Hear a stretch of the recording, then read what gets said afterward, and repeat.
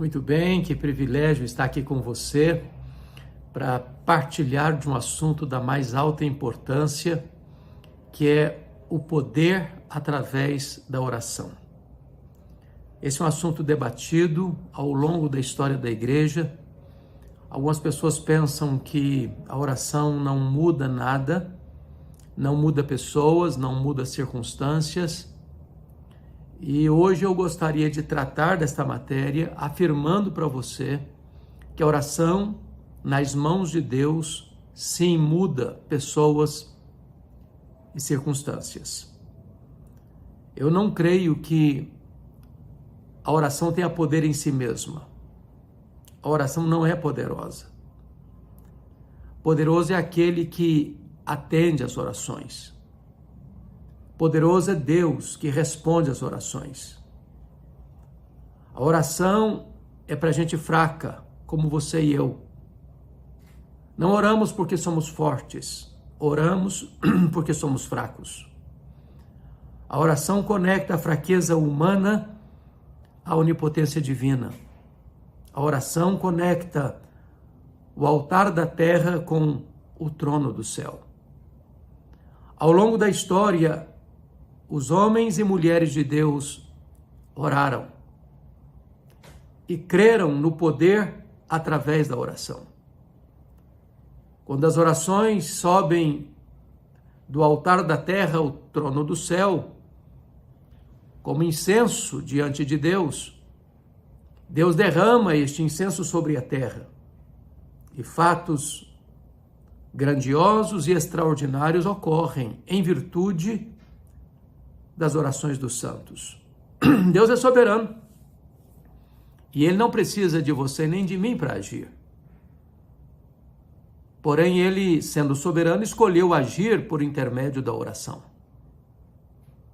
Quando nós oramos, tocamos o mundo, porque a oração aciona o braço daquele que é onipotente, daquele que faz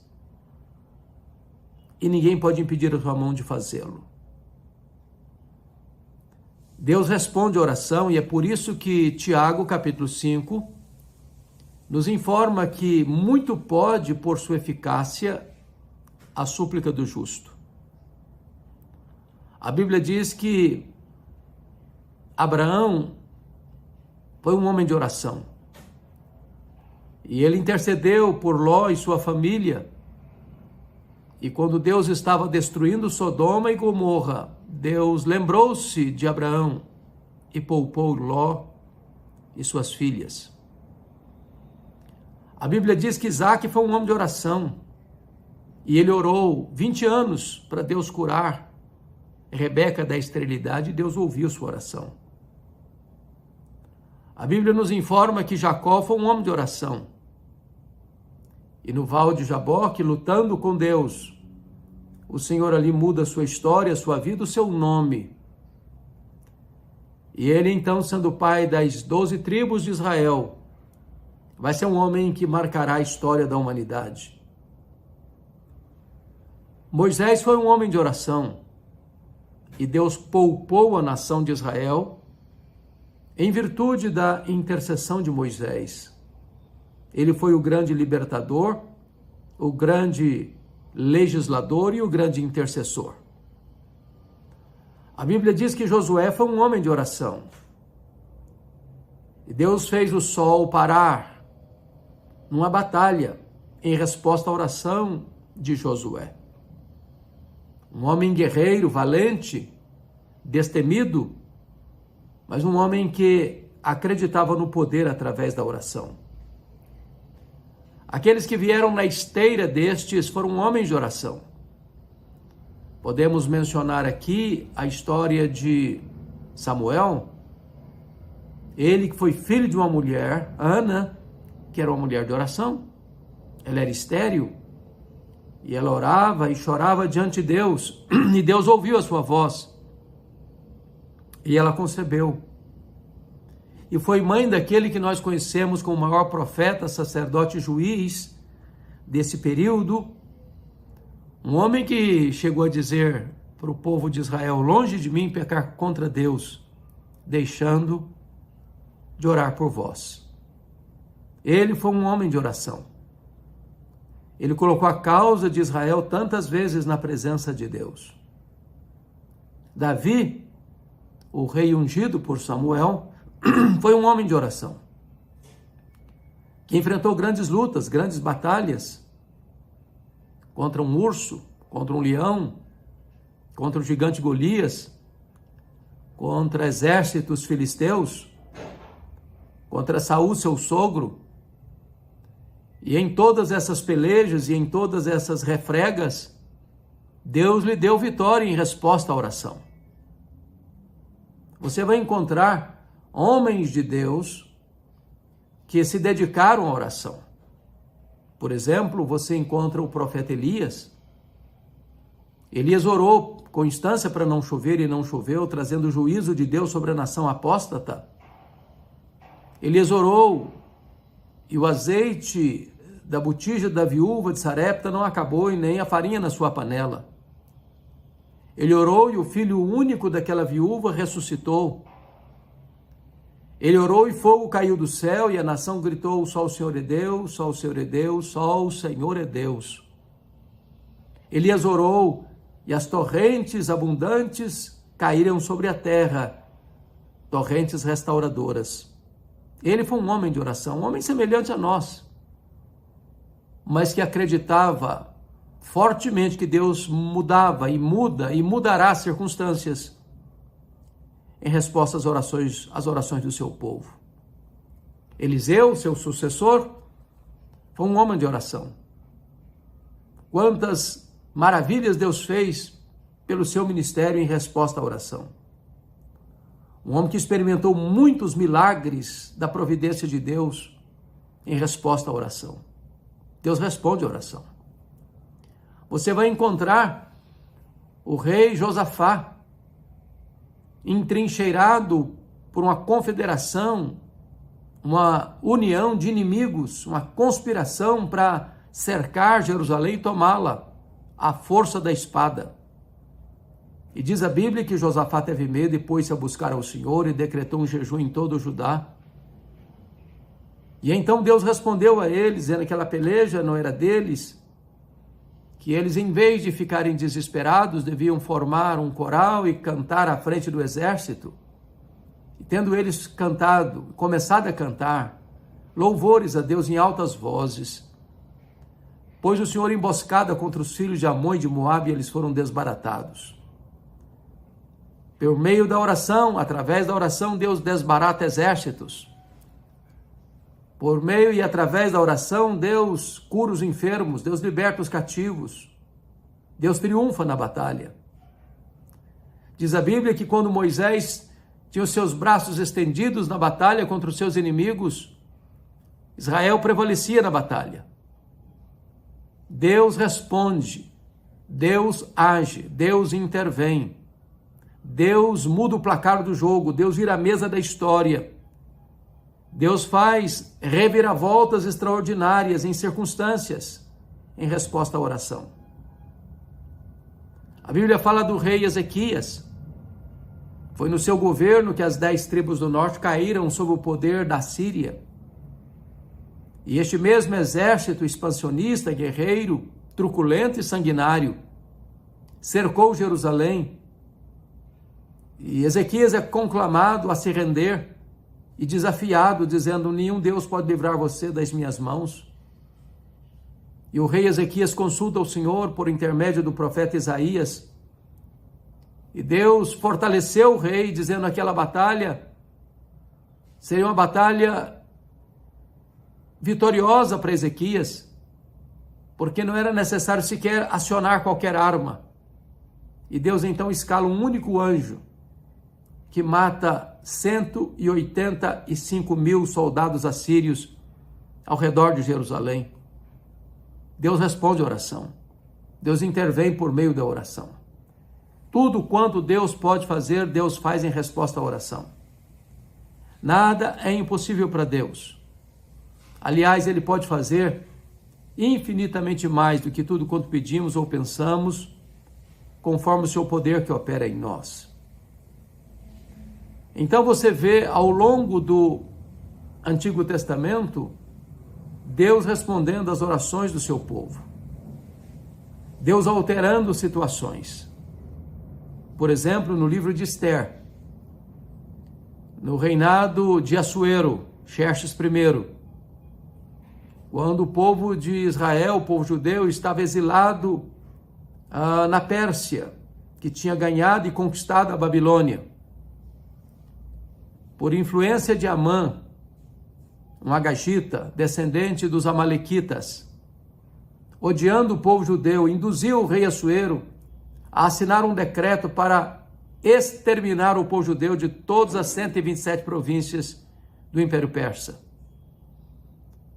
E então, quando o edito foi firmado e as cartas enviadas às províncias, determinando que no dia 13 do mês de Adar, o 12º mês do ano, os judeus seriam exterminados, quis Deus que esse quadro fosse alterado. E Deus usou Esther, a rainha Esther, que ordena um jejum de 3 dias. E então vai falar ao rei Assuero. Ela encontra graça diante do rei. E ela estrategicamente, num banquete que oferece ao rei, e também convidando Amã, o inimigo, arqui-inimigo do povo judeu, ela desmascara Amã, ela denuncia Amã, e a situação se reverte. Amã, que tinha feito uma forca para matar Mordecai, tutor de Esther, é ele que é enforcado nessa mesma forca. Seus 10 filhos são mortos e enforcados publicamente.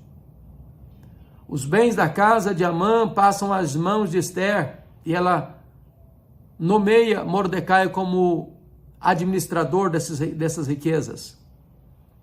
Um novo edito é lançado pelo rei Assuero e os judeus têm liberdade de se defenderem. E aquele dia 13, fatídico dia 13 do mês de Adar, em vez de ser o dia da morte dos judeus, tornou-se o dia da retumbante vitória dos judeus, quando 75 mil inimigos dos judeus foram mortos e os judeus poupados, o que levou à instituição da festa de Purim, que é celebrada até hoje, lembrando e comemorando a grande vitória sobre a morte. Quando Deus reverte a situação em resposta ao jejum e à oração, Deus ainda hoje atende a oração. Quando você vai para o Novo Testamento, Jesus foi um homem de oração. Ele orou nas horas mais cruciais da sua vida. Ele orou no seu batismo. Ele jejuou no período da sua tentação. Ele orou quando foi escolher os apóstolos. Ele orou quando ele foi consultar os discípulos acerca de quem ele era para eles. Ele orou no Monte da Transfiguração. Ele orou no Getsêmani. Ele orou na cruz. E ele está à destra de Deus, onde ora e intercede por nós. Os apóstolos foram homens de oração. Aprenderam a orar com Jesus. E a igreja primitiva aprendeu a orar com os apóstolos. Diz a Bíblia que os 120 discípulos estavam no cenáculo, depois da ascensão de Jesus, aguardando a promessa de Jesus, a promessa do Pai, de que eles não deveriam se ausentar de Jerusalém até que do alto fossem revestidos de poder. E Atos 1,14 diz que todos perseveraram unânimes em oração. Depois de 10 dias de clamor, unânime, o Espírito Santo desceu em cumprimento à promessa do Pai. E diz a Bíblia que todos ficaram cheios do Espírito Santo. Diz a Bíblia que Pedro, cheio do Espírito Santo, pregou um sermão cristocêntrico, a morte, a ressurreição, a ascensão e o senhorio de Cristo, e quase 3.000 pessoas são convertidas. E esta igreja que recebe num único dia quase 3.000 novos membros, perseverava na doutrina dos apóstolos e nas orações. Quando a igreja era ameaçada e perseguida, a igreja orava. A casa tremia. Os crentes eram cheios do Espírito Santo e tinham ousadia para pregar. A igreja caminhou de joelhos e caminhou mais firmemente, mais rapidamente, com resultados mais otimistas. A história da igreja primitiva é a história da oração, da pregação, do prevalecimento pelo poder de Deus por meio da oração. Pedro foi um homem de oração. João foi um homem de oração. Paulo foi um homem de oração. O maior teólogo, o maior evangelista, o maior missionário, o maior plantador de igrejas da história do cristianismo. Ele foi um homem de oração. Ele orava sem cessar, preso ou em liberdade, doente ou com saúde, em paz ou perseguido, em quaisquer circunstâncias, ele era um homem de oração. Essa obra precisa ser resgatada. A igreja contemporânea precisa voltar a ter intimidade com o altar e a ter vida com Deus em oração. Quando você vai para os pais da igreja, eles foram homens de oração. Quando você olha os pré-reformadores, eles foram homens de oração. Quando você estuda a história dos reformadores, todos eles foram homens de oração. Quando você estuda sobre os puritanos da Inglaterra do século XVII, foram homens de oração. Quando você vai estudar sobre o avanço missionário da igreja, todos os missionários foram homens de oração. Quando você estuda a história dos reavivamentos, os avivalistas sempre foram homens de oração.